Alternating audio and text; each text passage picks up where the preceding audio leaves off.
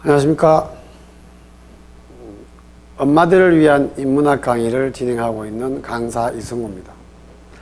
오늘은 자녀의 자존감을 높이는 방법 두 번째 시간으로 과연 우리가 아이들의 자존감을 높이는 것을 얼마나 어떻게 해야 되는가에 대해서 한번 그 철학적인 어떤 사유와 연결지어서 한번 강의를 해보겠습니다.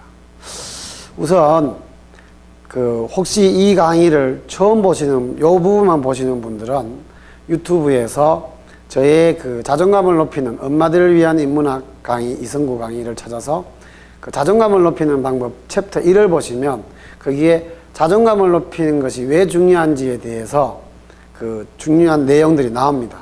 그래서 자존감이 높으면, 즉 미래 사회에서 우리는 창의적인 인간형이 가장 중요한 인간형이 되고, 미래는. 근데 그러게 되기 위해서는 자녀의 자존감이 매우 높아야 좋다라는 것을 이제 강의를 했는데, 그거를 기정사실화 해놓고 자존감을 일단 높일 수 있는 방향으로 한번 가봅시다. 자, 근데 자존감이 높다는 사람은 사실은 어떻게 보면은 이제 요 주제와 연결됩니다. 우선은 개인의 사회화가 되죠. 개인의 사회화. 근데 사실은 개인의 사회화는 굉장히 중요한 것이죠. 그래서 자존감이 되게 높은 사람은 사회성이 부족할 수도 있어요. 그래서 이 논의는 과연 이게 어느 게 더 옳으냐는 충분히 찬반거리가 있는 거지 정답이 있는 건 아닙니다. 그래서 사실은 사회성이 있는 사람들이 더 성공을 하는 비율이 더 높다. 그래서 남의 시선을 잘 조화롭게 잘 보는 사람이 더 바람직한 삶을 산다 라는 의견도 가능하고, 아니다, 개인의 사회화보다도 남의 시선을 신경을 쓰지 않고 자기의 주관대로 사회화는 비록 좀 모자라더라도 결국 그렇게 나가는 게 인생에서 더 바람직한 삶이다 라는 것은 충분히 논란거리가 되는 거거든요. 근데 저는 적어도 남의 눈치를 보거나 다른 사람의 시선에 의식하는 것은 그렇게 바람직하지도 않고 자존감을 낮추는 그런 삶을 살기 때문에 바람직하지 않다고 저는 강의를 생각을 합니다. 그 이유가 뭔지 한번 하나하나 우리가 정리를 해보겠습니다. 우선 이제 우리가 철학에서 우리가 현상과 본질이라는 이 중요한 주제를 많이 다루거든요. 물론 현상과 본질은 항상 이게 연결되어 있습니다. 이게 따로따로가 있는 경우는 없거든요. 현상 없는 본질이 없고 본질 없는 현상은 없기 때문에 현상과 본질은 같이 엮여 있는데, 그러면 현상은 비교적 늘 변화하고 가변적이고 움직이는 것에 비해서 본질은 비교적 불변의 실체예요. 물론 현상의 어떤 요소에 의해서 본질이 조금 변화할 수도 있지만 이 현상적인 것에 비하면 거의 불변하는 것이 바로 본질입니다. 보통 이제 우리가 철학에서 플라톤은 이 본질이라는 말을 굉장히 다른 말로 이데아라고 했는데, 이데아는 정말 변하지 않는 거거든요. 그러니까 쉽게 말하면 제가 지금 오늘 이제 이 강의를 하는데도 제가 오늘 이런 옷을 입고 또 머리를 어떻게 깎고 그 다음에 내가 안경을 어떤 게 끼고 이런 것들은 그 다음에 칠판에 여기에 있는 모습들이 칠판이 아니고 또 다른 어떤 좋은 장치를 갖고 여기에 글씨들이 컬러가 되고 등등은 결국은 현상이죠. 현상적인 거예요. 그러나 그렇게 되는 거랑 내가 강의하는 이 본질의 내용은 다르죠. 근데 물론 그 현상에 의해서 본질이 조금은 이렇게 다르게 비춰질 수도 있어요. 그러나 형이상학적, 즉 수준 높은 본질의 원래적인 모습은 그 강의가 제가 여기에서 수영복을 입고 강의를 하든, 그죠? 아니면 이상한 어떤 머리 스타일과 선글라스를 끼고 강의를 하든 강의 내용은 사실은 동일한 거잖아요. 근데 우리는 거의 현상적인 것에 의해서 우리의 마음이 다 아껴버립니다. 그래서 대한민국은 어떻게 보면은 상당히 본질적인 것보다도 현상적인 것에 굉장히 급급한 사회예요. 그래서 나보다도 다른 사람의 나를 어떻게 볼 거냐가 굉장히 중요한 사회입니다. 저는 대한민국이 그런 어떤 문제 때문에 가장 극단적으로 나타난 게 바로 외모지상주의라고 저는 생각합니다. 사실은요, 자기의 본질은 자기가 볼 수 있는, 외모는 자기가 볼 수 있는 게 아니에요. 자기가 자기를 보려면 결국은 거울을 염두에 두고 그 거울 속에서 비춰진 나를 보는 거죠. 그때는 나의 시선에서 나를 보는 게 아니고 타자의 시선에서 나를 보는 거예요. 그렇기 때문에 그건 현상적인 나지 본래적인 나가 아닙니다. 자존심이 되게 높은 사람들은 성형수술을 하기를 싫어합니다. 그 이유는 좀 이따가 더 이제 자세하게 나중에 한번 기회가 있으면 할 텐데, 그래서 우리들은 지금 본질을 잃어버리고 현상에 급급한 사회에 살고 있다라고 해도 과언이 아닙니다. 옛날에 제가 알고 있는 어느 분은 그 수업을 하실 때 여성분인데 맨발로 이렇게 수업을 하세요. 당신 왜 그렇게 맨발로 수업을 하냐 했더니 자기는 맨발로 수업하면 너무 편하고 좋대요. 학생들이 이상하게 볼 거 아니냐. 그건 전혀 개의치 않는데 자기는. 그런다고 학생들이 그것에 대해서 이상하게 보는 것은 그거를 네가 내 강의만 열심히 들으면 내가 신발을 신고 오든 안 신고 오든 똑같은 거 아니냐라는 겁니다. 이와 비슷한 예화가 하나 있습니다. 백호 임재가 술을 한 잔 거나하게 마시고 이제 나오는데 신발을 한쪽에는 남학신을 신고 한쪽에는 가죽신을 신은 거예요.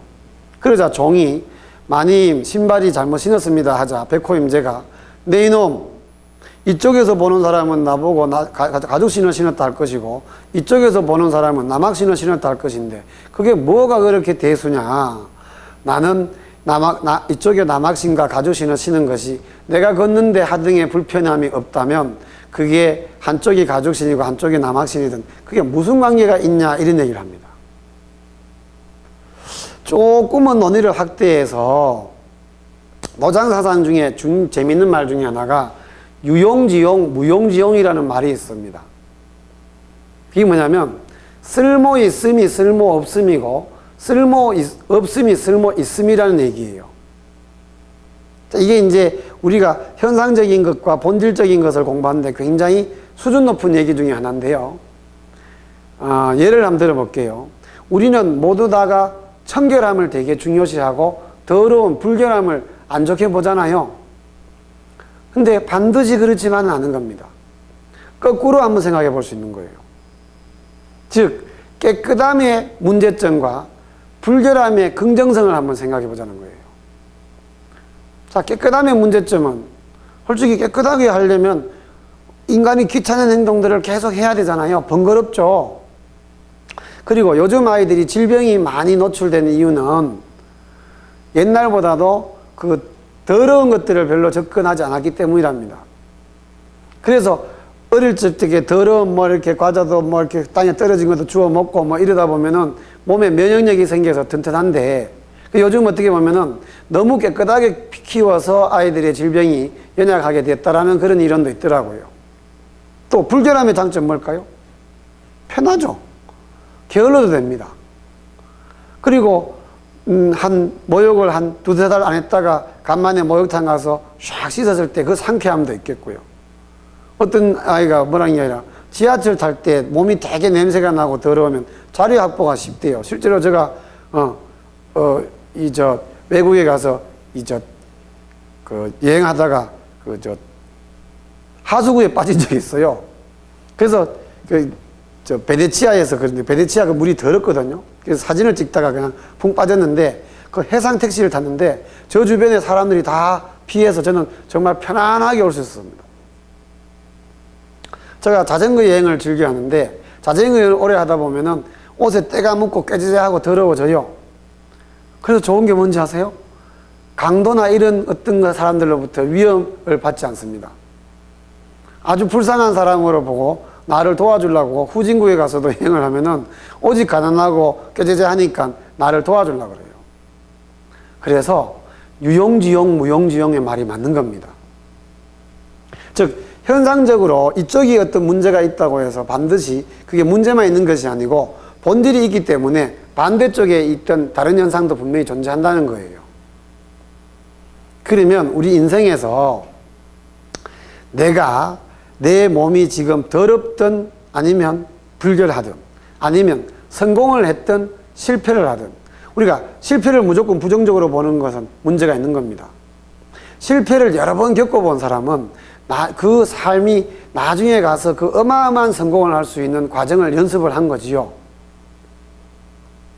그래서 본질이라는 것은 늘 이렇게 쭉 가는 거예요.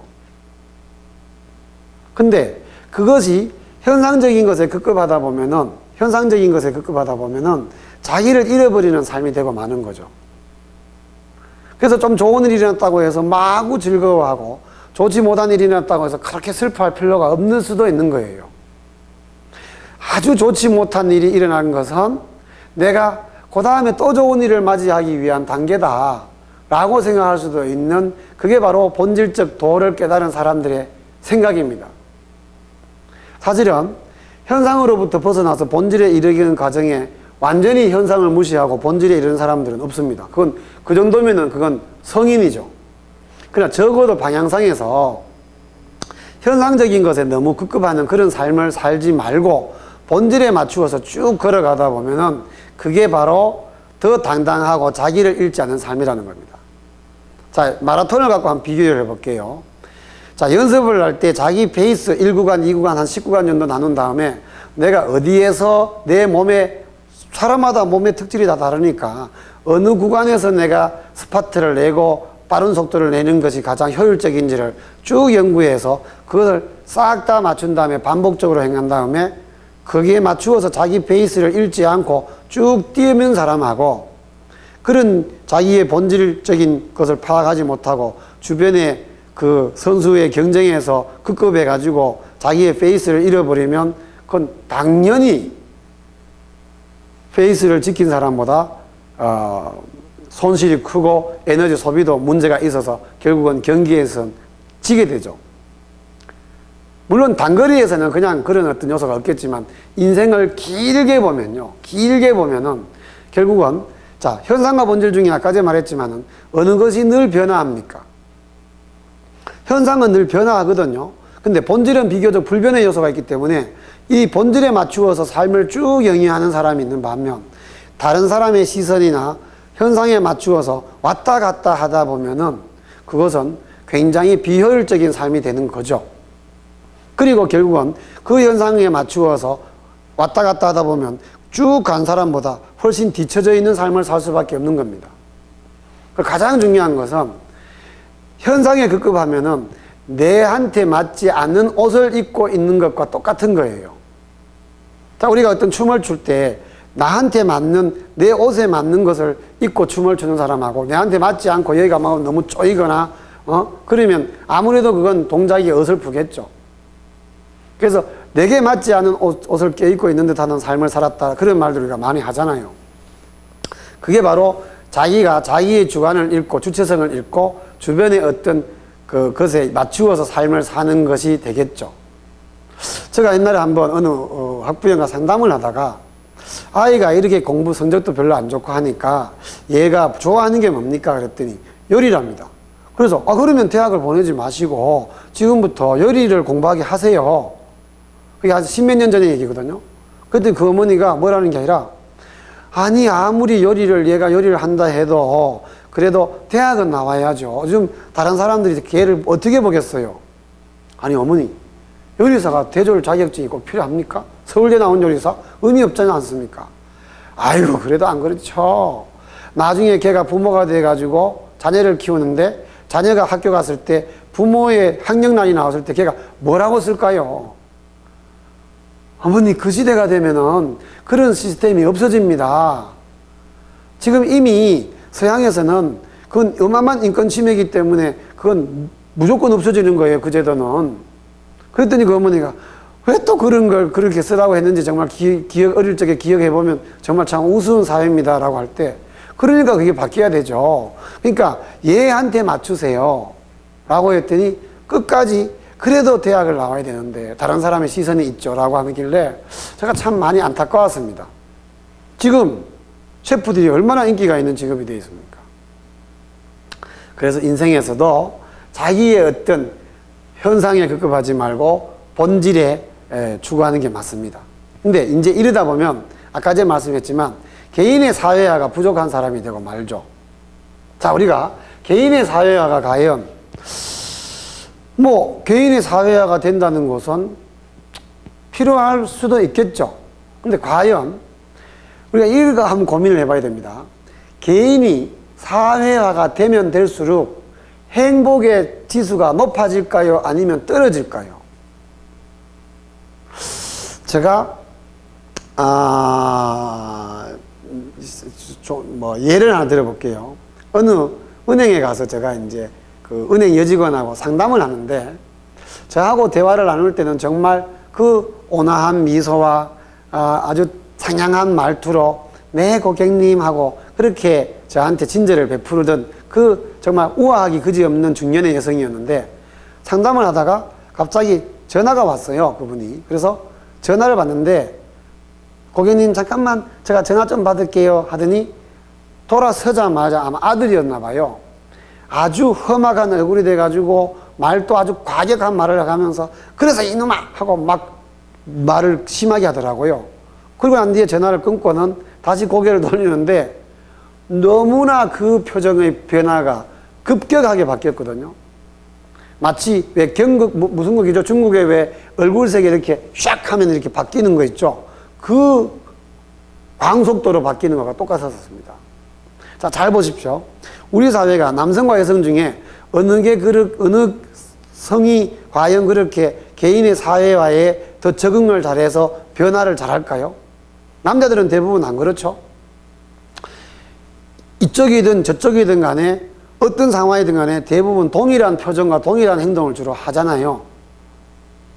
그래서 저는요, 이 개인의 사회화가 이루어진다는 얘기를 뭐라고 이제 제가 하냐면, 개인이 사회화가 많이 진전되면 시간적으로 결국은 내가 이게 쉽게 말하면 대학교 때 다닐 때 친구가 걔가 어느 대학교 총장이 되었다고 해서 내하고의 관계에서도 조차도 그 동일한 통일체의 모습을 안 보이는 것은 문제가 있는 거죠. 저는 간혹 제 주변에 아는 친구 중에 사회적 지위가 되게 올라갔을 때 고등학교 친구 때 맨날 새끼야 뭐 어쩌고 저쩌고 이렇게 욕설까지 막 하던 친구인데, 물론 나이가 들면 이제 우리가 척해야 되지만 저는 그런 게 좀 싫습니다. 왜냐하면 그 녀석과 나는 고등학교 친구니까 물론 사회적 여건이나 지위에 따라서 사람은 변화될 수 있겠지만은 과거에 나를 만났던 나하고는 통일체를 띠는 게 더 진정한 자기의 모습이죠. 그러면 만약에 그 친구가 총장직에서 물러나서 은퇴를 하고 난 뒤에 나랑 70, 80이 됐을 때 공원에 만났을 때도 여전히 그런가 하고 어깨에 힘을 주면 제가 어떻게 될까요? 그래서 과거와 현재와 미래가 동일한 사람들은 되게 행복합니다. 즉 철저한 자기 긍정의 정신이 있기 때문에 그게 동일할 수 있는 거예요.